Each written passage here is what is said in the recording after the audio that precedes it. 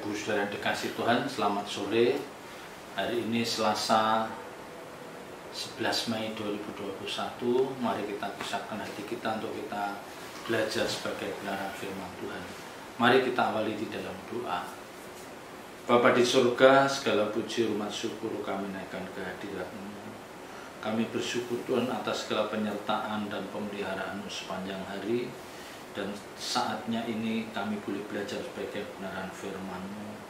Urapi hamba-Mu, taruh perkataan-Mu dalam mulut bibir hamba-Mu, biar apa yang hamba-Mu sampaikan menjadi berkat bagi banyak orang. Terpuji nama-Mu kekal selama-lamanya. Dalam nama berkat Tuhan Yesus Kristus kami berdoa dan ucap syukur. Haleluya. Amin. Bapak Ibu Saudara yang dikasih Tuhan, banyak di antara kita ya, orang percaya yang saat ini sedang berjuang,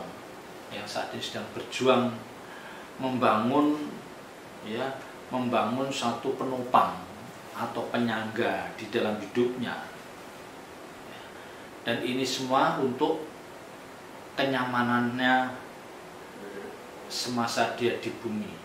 Ya, jadi banyak orang yang saat ini membangun penopang atau penyangga yang akan bisa menjamin kenyamanan hidupnya di hari-hari mendatang selama dia ada di bumi. Ya, jadi mereka mempersiapkan ini supaya nanti di kemudian hari dia bukan menjadi orang yang menderita, tetapi dia menjadi orang yang cukup mapan, ya, secara finansial tercukupi. Nah, mereka itu membangun mulai dari usia muda. Dia membangun dengan spirit, ya, dengan spirit orang muda, membangun penopang penyangga hidupnya supaya di kemudian hari dia benar-benar tidak mengalami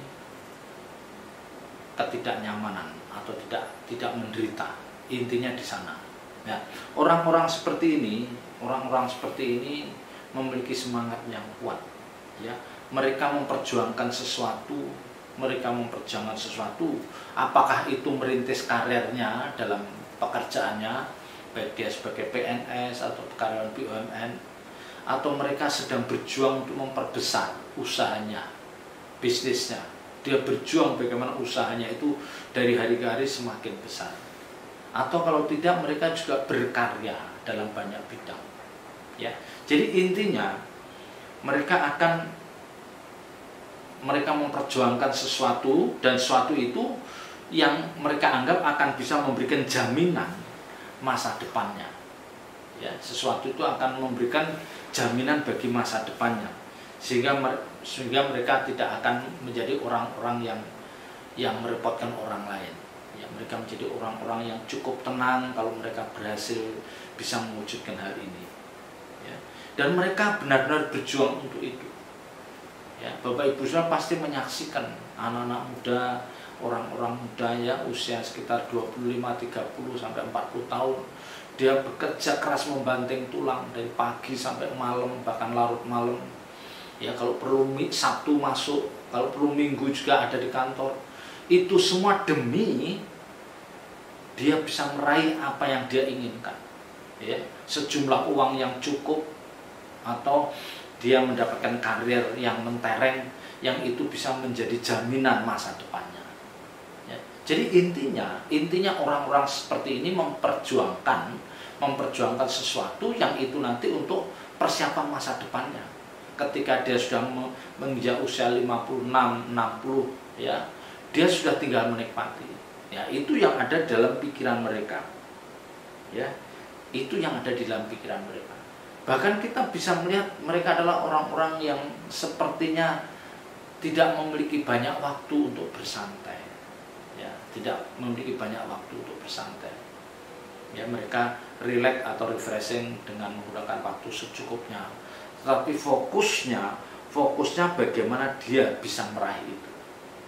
Nah, orang-orang seperti ini dia akan memiliki kepuasan, dia akan bangga ketika apa yang dicita-citakan, apa yang diimpikan itu bisa terwujud, ya, bisa diraih ketika dia masih usia muda. Ya, misalnya sebelum 35 tahun atau sebelum 40 tahun dia sudah mencapai top karirnya.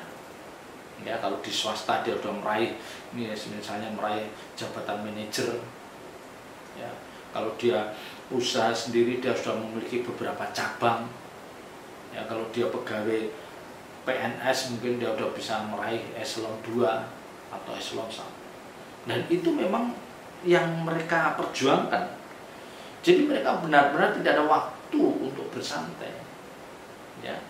Jadi gairah spiritnya itu selalu menyala. Belum lagi kalau mereka melirik, ya, mereka melihat orang lain di sekitarnya juga memiliki peragaan hidup seperti itu, ya. Jadi seperti kuda pacu yang memacu dirinya untuk bisa bersaing, ya. Nah, ini yang menyedihkan Bapak Ibu Saudara. Ini yang kadang-kadang saya merenungkan, yang memprihatinkan adalah untuk waktu santai istirahat saja mereka kadang-kadang tidak cukup, ya. Apalagi dia menyediakan waktu untuk Tuhan.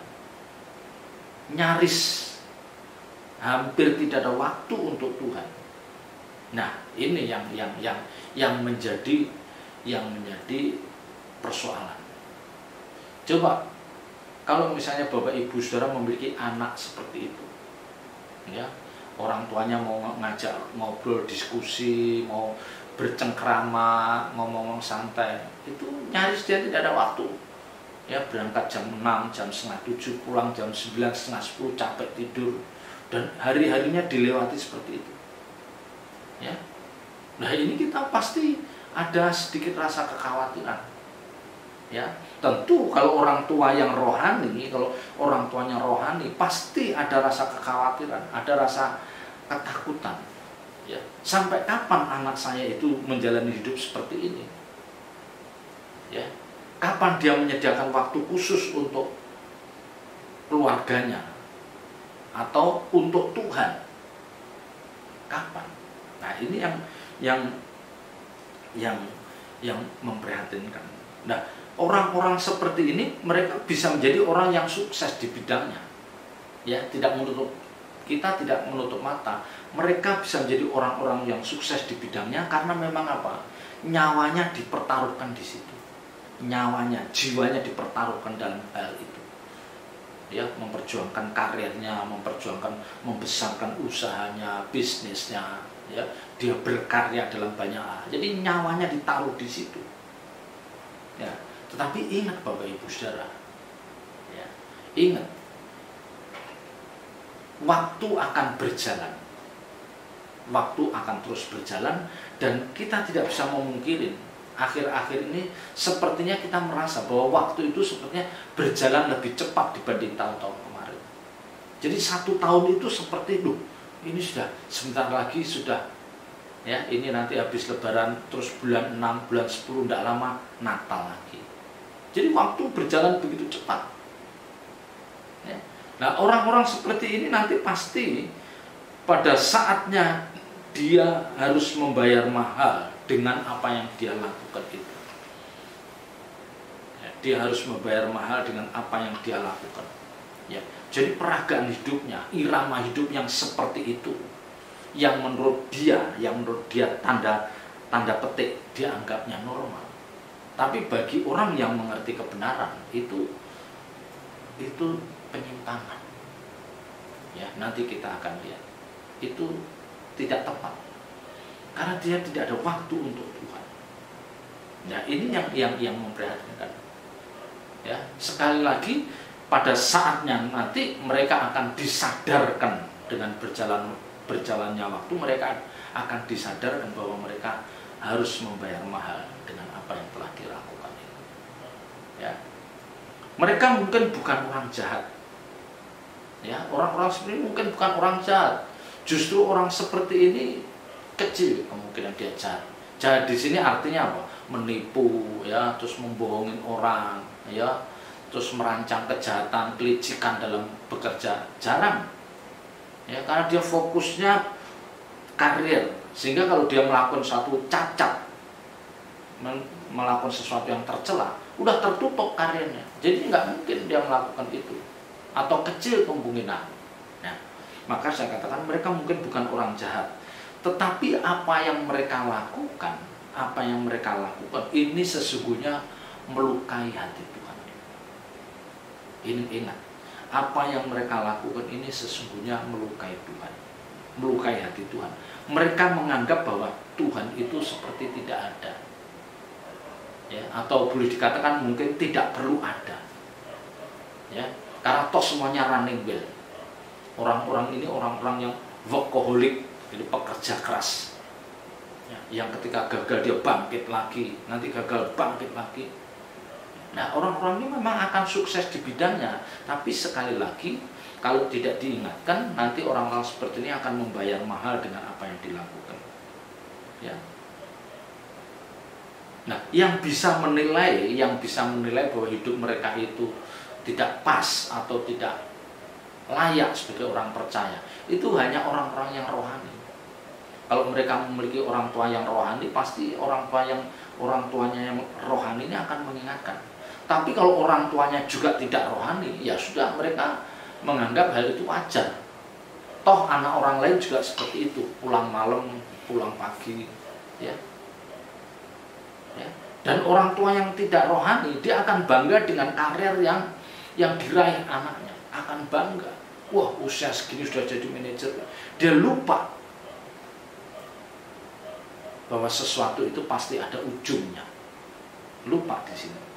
Nah, orang-orang seperti ini tidak sempat dia mempersiapkan kehidupan kekalnya, tidak sempat dia memikirkan, ya, boro-boro mempersiapkan, memikirkan pun kadang tidak bagaimana nasib kekal jiwa kita. Nah, ini yang tragis, ini yang tragis, ya. Dalam benak orang-orang seperti ini, kepuasannya adalah ketika dia bisa meraih apa yang dia cita-citakan, dan dia bisa meraihnya dalam usia yang cukup muda. Ya, yang saya katakan antara umur 35-40 dia bisa meraihnya. Tetapi ingat, dia akan membayar mahal dengan hal itu. Kalau dia tidak diimbangi dengan menghadirkan Tuhan dalam hidupnya. Ya. Jadi orang-orang seperti ini akan dipuaskan kalau apa yang diperjuangkan berhasil. Dan ini konsep berpikir yang salah. Ya, ini konsep berpikir yang salah. Mereka berpikiran bahwa, ya, prestasi yang diraihnya itu akan bisa menyelesaikan semua persoalan hidup yang mereka jalani. Ini kuncinya. Jadi mereka menganggap bahwa prestasi yang diraihnya, sukses yang diraihnya itu akan bisa menyelesaikan semua persoalan hidup yang mereka hadapi. Ini salah, ya. Bapak Ibu saudara harus sadar bahwa bahwa masalah hidup kita ini tidak akan pernah berakhir sampai kita menutup mata. Ya, masalah hidup kita ini tidak pernah akan berakhir sampai kita menutup mata. Ya, artinya selama kita masih hidup maka kita akan menghadapi banyak masalah. Nah, yang perlu diketahui oleh orang-orang seperti ini adalah ada masalah-masalah kita yang bisa diselesaikan dengan kekuatan keuangan kita. Ada masalah kehidupan kita, persoalan hidup kita yang bisa diselesaikan dengan kekuatan uang kita, itu ada. Tapi ingat, ada masalah atau persoalan hidup yang tidak bisa diselesaikan dengan kekuatan uang kita. Tidak bisa selesai. Mau punya berapa ratus miliar, permasalahan hidup itu tetap tidak terselesaikan. Ya. Dan ingat, ada beberapa hal, ya, ada persoalan-persoalan tertentu yang hanya bisa diselesaikan oleh kekuatan atau kuasa Allah. Ya, ingat, ada persoalan hidup yang hanya bisa diselesaikan oleh kekuatan atau kuasa Allah. Nah, ini yang harus dipahami mereka. Jadi jangan mereka merasa hebat, wah semua masalah akan terselesaikan dengan kekuatan keuangan. Waduh, salah benar. Ini benar-benar salah. Dan ingat Bapak Ibu Saudara, ya, ingat, ada rongga kosong yang ada di dalam jiwa manusia. Jadi ada rongga kosong yang ada dalam jiwa setiap manusia, setiap orang, yang tidak bisa diisi oleh apapun, yang tidak bisa diisi oleh siapapun kecuali oleh Tuhan sendiri. Ya, ingat, ada rongga kosong yang tidak bisa diisi oleh apapun atau oleh siapapun kecuali oleh Tuhan. Memang ada rongga kosong dalam jiwa manusia. Ya, Bapak Ibu Saudara yang sering merenungkan, sering bermeditasi, sering merenungkan, introspeksi, atau mungkin sering membangun intimasi dengan Tuhan, pasti merasakan hal ini. Ya, maka kenapa kalau Bapak Ibu Saudara pernah dengar di beberapa negara-negara maju itu orang-orang yang sukses, anak-anak muda yang sukses, nggak di Korea, nggak di Jepang, itu mudah mereka bunuh diri. Coba apa alasannya mereka bunuh diri? Iya, mereka yang bunuh diri itu bukan orang yang hidupnya berantakan, bukan hidup orang gagal, bukan orang yang gagal, bukan gembel pinggir jalan, bukan orang-orang yang mungkin lagi karirnya sedang menanjak atau akan menanjak. Ya, kalau kita baca di Korea itu bintang film lah, apalah itu, itu bunuh diri pada usia muda, mengakhiri hidupnya dengan cara yang tragis. Nah, itu kan menunjukkan bahwa jiwanya hampa, yang tidak bisa mengendalikan hidupnya secara keseluruhan. Itulah yang mengerikan itu. Ya. Jadi orang-orang yang membangun pondasi atau penyangga untuk masa depannya, membangun pondasi atau penyangga dalam hidupnya demi masa depannya tanpa menyertakan Tuhan, mereka adalah orang yang akan sia-sia. Mereka akan menyesal. Alkitab katakan di dalam Yeremia pasal 17 ayat 5. Terkutuklah orang yang mengandalkan manusia, yang mengandalkan kekuatannya sendiri, dan yang hatinya menjauh dari Tuhan. Ingat, ketika seseorang mengandalkan manusia, itu macam-macam.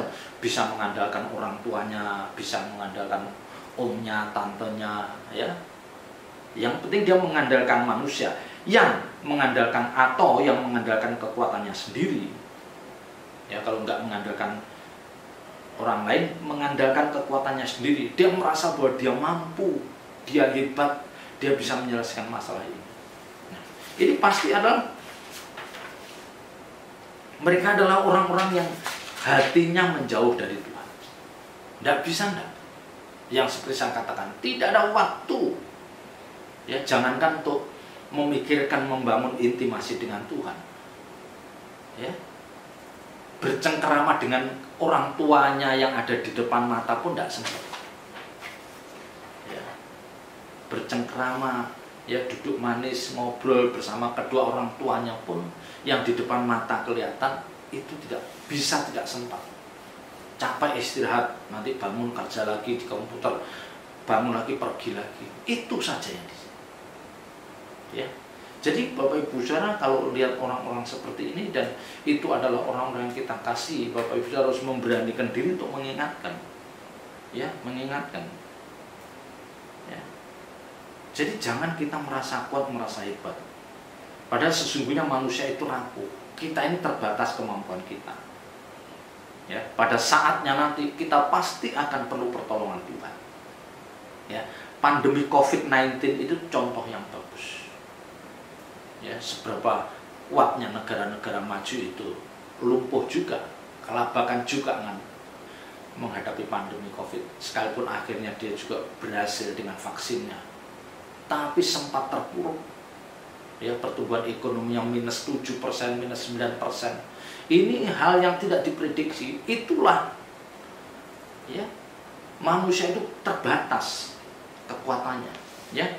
Yeremia 17 ayat 6 sampai 8 katakan, ia akan ayat 5 dulu. Terkutuklah orang yang mengandalkan manusia, yang mengandalkan kekuatan sendiri, dan yang hatinya menjauh daripada Tuhan. Ia akan seperti semak bulus di padang belantara. Ia tidak akan mengalami datangnya keadaan baik. Tidak mengalami keadaan yang baik. Artinya keadaan semakin memburuk. Dengan bertambah usianya, nanti ketegangannya makin lama. Sementara persoalan hidup terus datang silih berganti. Ya, ayat 7, ia akan tinggal di tanah angus, di padang gurun, di negeri padang asin yang tidak berpenduduk. Ayat 7, diberkatilah orang yang mengandalkan Tuhan, yang menaruh harapannya pada Tuhan. Ia akan seperti pohon yang ditanam di tepi air, yang merambatkan akar-akarnya ke tepi batang air, dan yang tidak mengalami datangnya panas terik, yang daunnya tetap hijau, yang tidak khawatir dalam tahun kering, dan yang tidak berhenti menghasilkan buah. Inilah orang yang mengandalkan Tuhan. Ya, orang yang mengandalkan Tuhan itu bukan berarti orang yang bukan pekerja keras, bukan, mereka juga pekerja keras. Tetapi mereka selalu ada waktu, mereka menyediakan waktu untuk duduk di kaki Tuhan. Orang-orang seperti ini yang menghormati hadirat Tuhan. Nah, dikatakan ini, dia seperti pohon yang ditanam di tepi air, yang pasti dia tidak pernah kekurangan air. Dia akan selalu disegarkan. Ya, jadi Bapak Ibu Saudara ingat, kekuatan kita itu terbatas. Kita bukan Superman yang bisa mengatasi segala masalah. Yang seperti saya katakan, ada masalah-masalah dalam kehidupan kita yang tidak bisa diselesaikan dengan kekuatan uang kita. Berapa ratus miliar pun tidak bisa diselesaikan. Ya, coba kalau kita menghadapi anak yang kecanduan narkoba, ada jaminan puluhan miliar bisa selesai? Belum tentu. Apalagi kalau dia sudah terseret bandar narkoba, pergaulan yang buruk, waduh, itu tidak bisa diselesaikan dengan uang kita. Ya, jadi ingat Bapak Ibu Saudara, mereka memang bukan orang-orang yang jahat. Mereka bukan orang jahat, tapi mereka adalah termasuk orang-orang yang tidak menghormati Tuhan. Ya, nah, kelompok-kelompok seperti ini banyak di negara-negara maju. Jadi agama itu dianggap tidak terlalu penting. Ya, Tuhan itu kalau dikatakan boleh ada, boleh nggak ada. Ya, bagi mereka seperti itu. Karena apa? Mereka menganggap bahwa semuanya akan berjalan running well. Ya, secara materi kecukupan. Dia punya teman banyak, punya komunitas yang asyik. Ya, komunitas yang asyik, uang kecukupan, sehat. Ya, dan sekali lagi mereka bukan orang jahat. Nah, ini yang seringkali menyeret generasi muda untuk meniru kehidupan seperti ini. Ya, yang dikatakan, ada yang mengatakan ya, mereka adalah orang-orang yang free thinker, pemikir bebas, orang-orang yang memiliki pemikiran bebas. Ya, secara moral umum mereka adalah orang-orang yang baik secara moral umum. Bukan penipu, bukan penjudi, bukan pezina, bukan pemabuk. Bisa. Ya, standar moral umumnya baik. Tapi sekali lagi, dia tidak pernah melibatkan Tuhan dalam perjuangan hidupnya. Dia mempersiapkan masa depannya dengan caranya sendiri, membangun penopang, membangun penyangga, supaya di kemudian hari ketika dia sudah uzur, sudah usia tua, dia tetap nyaman. Nah, itu dibangun dari mulai muda ini. Ini salah Bapak Ibu Saudara. Salah. Ya. Ketenangan kita tetap ada di dalam Tuhan. Ya. Tuhan yang tetap akan menyegarkan jiwa kita, tetap. Yang seperti saya katakan, ada rongga kosong di dalam hati manusia yang tidak bisa diisi oleh apapun, diisi oleh siapapun kecuali Tuhan. Ya, karena memang roh dalam setiap diri manusia itu asalnya dari Allah. Jadi roh yang ada di dalam setiap orang itu berasal dari Allah. Maka Alkitab katakan roh yang ditempatkan di dalam diri kita itu diinginnya dengan cemburu, diingini oleh Allah dengan cemburu. Artinya apa? Diingini dengan sangat kuat supaya roh itu nanti kembali kepada Allah Bapa. Tapi kalau orang itu irama hidupnya seperti itu, ya nggak mungkin. Rohnya sudah diwarnai oleh dunia. Ya, rohnya sudah diwarnai oleh dunia, oleh kuasa kegelapan. Ya, dia sudah dibutakan dengan ilah-ilah zaman akhir ini. Ya, dia lebih tertarik dengan keindahan dunia.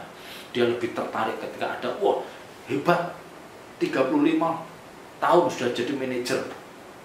Wah, nanti yang usia 27 dia berjuang lagi. Aku akan seperti itu. Ya sudah. Ya. Nah, Bapak Ibu Saudara yang dikasih Tuhan, bagi kita yang mengerti kebenaran ini, mari kita memperhatikan orang-orang dekat kita, orang yang kita kasih. Kita harus tetap mengingatkan. Ya, mulut kita jangan berat untuk mengatakan, cari Tuhan, ibadah, temui Tuhan, baca Alkitab. Ya, jangan berat mulut kita untuk ngomong seperti itu. Sekalipun mungkin anak-anak kita hebat, prestasi sekulernya hebat, prestasi akademisnya hebat, tetapi sebagai orang tua atau orang yang lebih tua, kita tidak boleh canggung mengingatkan. Karena kita mengasihi nasib kekal jiwanya. Ingat, kita menyayangkan, kita memikirkan nasib kekal jiwanya. Nanti ketika di ujung maut, orang-orang seperti ini pasti meratap, karena mereka tidak pernah membangun apapun. Ya, ingat, kita harus peduli. Kita harus peduli dengan orang-orang seperti ini. Mari, mereka kita perlu kita hantar untuk mengerti kebenaran firman Tuhan, untuk mencari Tuhan. Ya, selamat berjuang. Tuhan Yesus memberkati. Mari kita tutup dalam doa. Bapa di surga, kami bersyukur oleh karena kasih dan kemurahan-Mu. Engkau telah berbicara lewat hamba-Mu, meteraikan firman-Mu dalam setiap hati kami dan ajar kami melakukannya. Roh Kudus tolong setiap kami. Biarlah Engkau terus memampukan kami menjamah orang-orang muda untuk mereka memiliki gairah dan hasrat mencari Engkau, Tuhan. Terima kasih Tuhan. Dalam nama berkat Tuhan Yesus Kristus kami berdoa dan ucap syukur. Haleluya. Amin.